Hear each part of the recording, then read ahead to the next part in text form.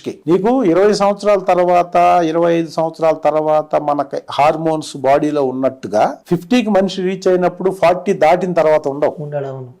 ఏ మనిషికైనా మనం అందరం human being మనుషులుగా బ్రతుకుని ప్రతి ఒక్కళ్ళం తెలుసుకోవాల్సిన విషయం. 20 సంవత్సరాలు 30 సంవత్సరాల లోపు నువ్వు ఒక ఫుల్ బిర్యానీ తినేస్తావు, చికెన్ బిర్యానీ మటన్ బిర్యానీ తినేస్తావు. 40స్కి దాటిన తర్వాత ఎట్టి పరిస్థితుల్లో ఫుల్ బిర్యానీ ఒక మనిషి తినలేడు. అలవాటు ఉండి ఫుల్ తిన్నా దానివల్ల చాలా ప్రాబ్లమ్స్ నెక్స్ట్ డే నుంచి స్టార్ట్ అవుతాయి. అది తెలియదు మనకి. అది గ్రాడ్యువల్గా బాడీలో అది స్టోర్ అవుతూ ఉంటుంది.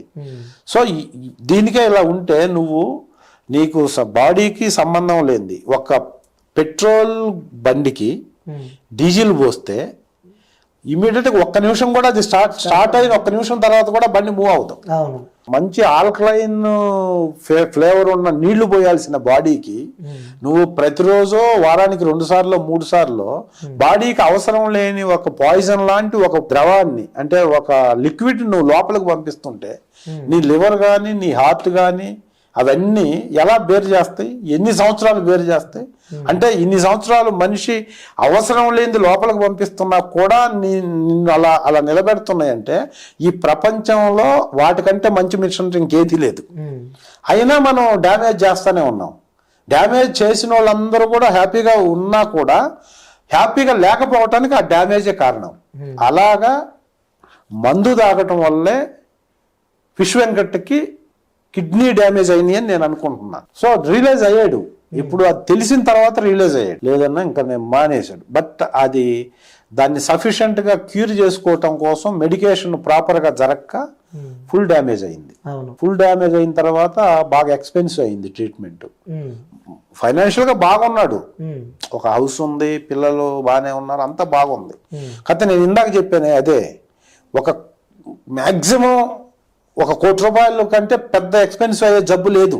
మ్యాక్సిమం అయితే అంతా. కానీ నీకు 100 కోట్లు ఉన్నా నీకు ఒక డిసీజ్ పెరిగిపోయిందంటే నీకు ఇంకా నువ్వు మనీ హెల్ప్ చేయలేదు. కానీ ఇప్పుడు బిగినింగ్లో చాలా తక్కువలో ఉన్నప్పుడు ప్రాపర్ మెడికేషన్ జరగలేదు. నేను కలిసాను మొన్న హాస్పిటల్లో ఉన్నప్పుడు కూడా వెళ్ళాను. అతను హెల్త్ అప్డేట్ అంతా తెలుసు నాకు. బట్ ఇప్పుడు కొంచెం కాస్ట్లీ అయింది ట్రీట్మెంట్. ఆ ట్రీట్మెంట్ కాస్ట్లీ అవటం మూలాన డిపెండెన్సీ తప్పలా.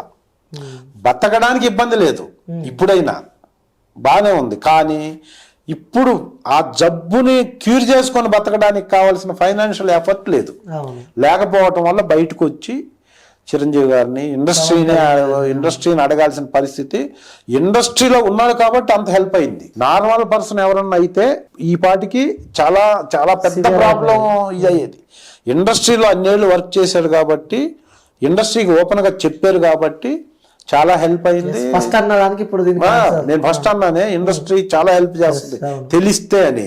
ఇప్పుడు అతని ప్రాబ్లం ఇండస్ట్రీకి తెలిసింది. ఇండస్ట్రీలో అందరూ ఈవెన్ చిరంజీవితో సహా ప్రతి యాక్టర్తో పనిచేసి ఉన్నాడు.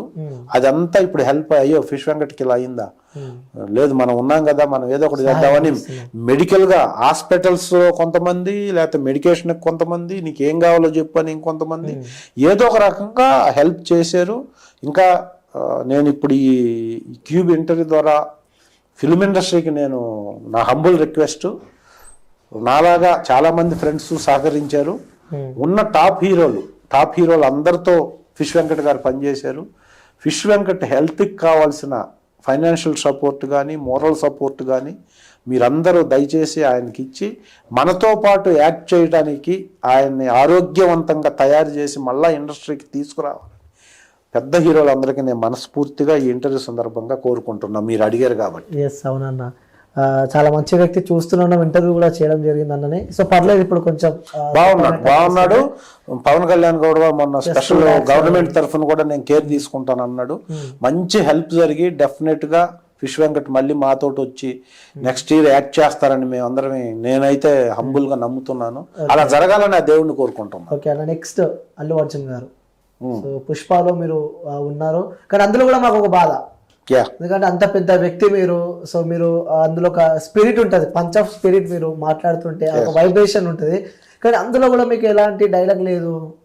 సో అదొక మాయాజాలం, చాలా మందికి ఇది ఒక క్వశ్చన్ మార్క్ అయిపోయింది. అది నేను చెప్పాను ఇంటర్వ్యూలో కూడా, ఇప్పుడు కూడా అది ఆ ముస్లిం క్యారెక్టర్ పెట్టిన దానికి ఒక ఎపిసోడ్ ఉంది ఆ క్యారెక్టర్ కి. ఆ ఎపిసోడ్ క్యారీ ఫార్వర్డ్ అవుతా వస్తుంది, బ్యాడ్ లక్.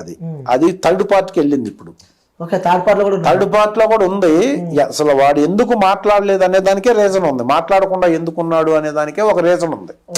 వీడు నా పక్కనే మొదటి నుంచి, నేను ఎమ్మెల్యే అప్పటి నుంచి ఉండి ఎందుకు మాట్లాడలేదో తెలుసా అన్నప్పుడే అది ఓపెన్ అవుద్ది.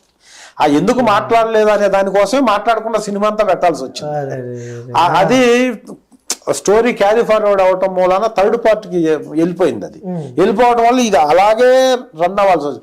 దాని మీద కూడా సస్టైనబిలిటీ కూడా లేదు. సస్టైనబిలిటీ ఉంటే మళ్ళీ డౌట్ వస్తుంది. అందుకని ఏమీ లేను, ఓహో ఇతను ఇలా ఉందా అని ఆ క్యూరియాసిటీ బిల్డప్ చేయడం కోసం అలా పెట్టాల్సి వచ్చింది. సినిమా అంతా 40 రోజులు, దాదాపు 38-40 రోజులు అలాగే చేసుకుంటూ వచ్చాం. అది పెద్ద డైరెక్టర్, పెద్ద డైరెక్టర్, పెద్ద సినిమా. ఊరకే పెట్టరు కదా, ఊరకే పెట్టరు. కాకపోతే అది ఫస్ట్ పార్ట్ లో అలాగే, సెకండ్ పార్ట్ లో అలాగే, ఇప్పుడు థర్డ్ పార్ట్ కి వెళ్ళింది. అది థర్డ్ పార్ట్ లో ఉంటది ఖచ్చితంగా.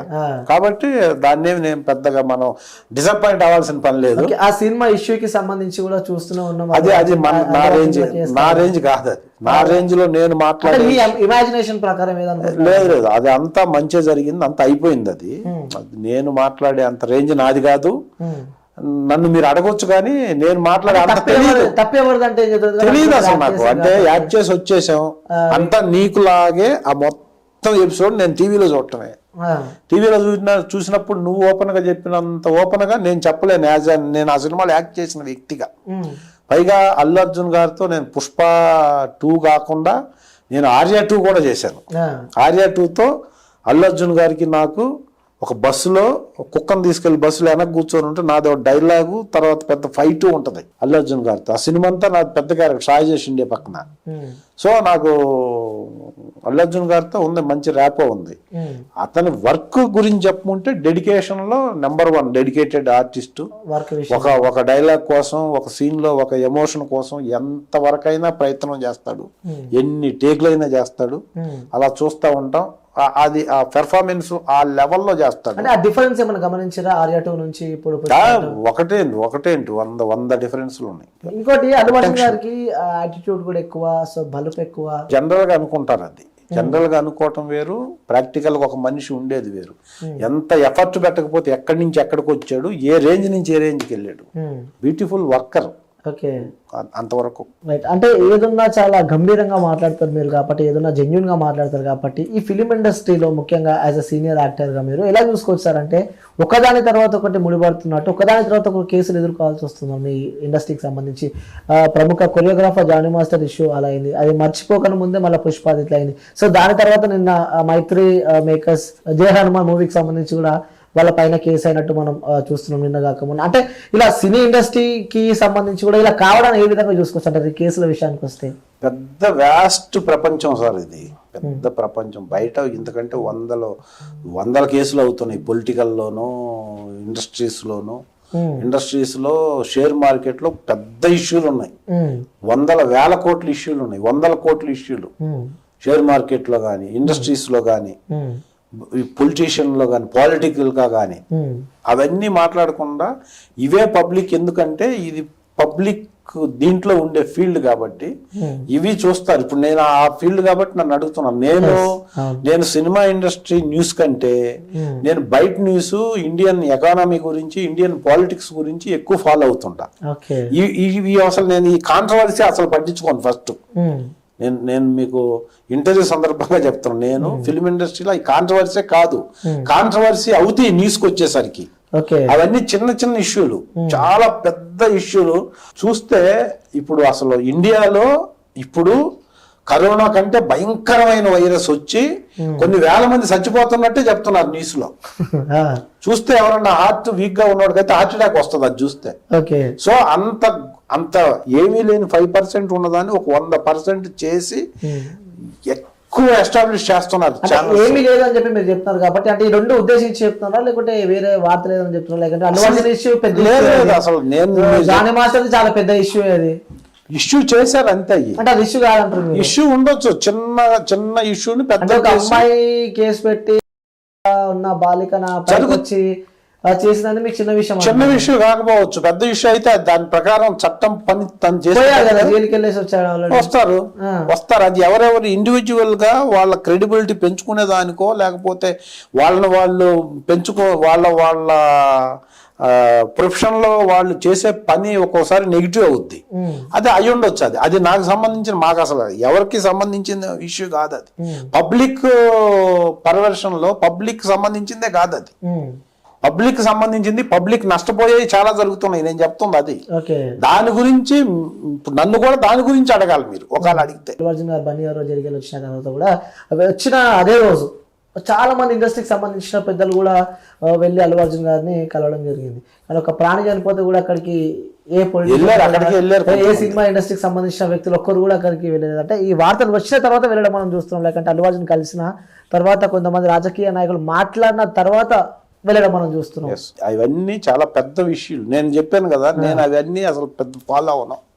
నేను ఫాలో అయ్యేది నేను ఇక్కడి నుంచి వెళ్ళిపోయిన తర్వాత, సినిమాలో యాక్ట్ చేసిన తర్వాత, నేను ఇప్పటి వరకు చెప్పాను కదా, సినిమాలో నాది ప్రొఫెషన్. అది నేను బయటికి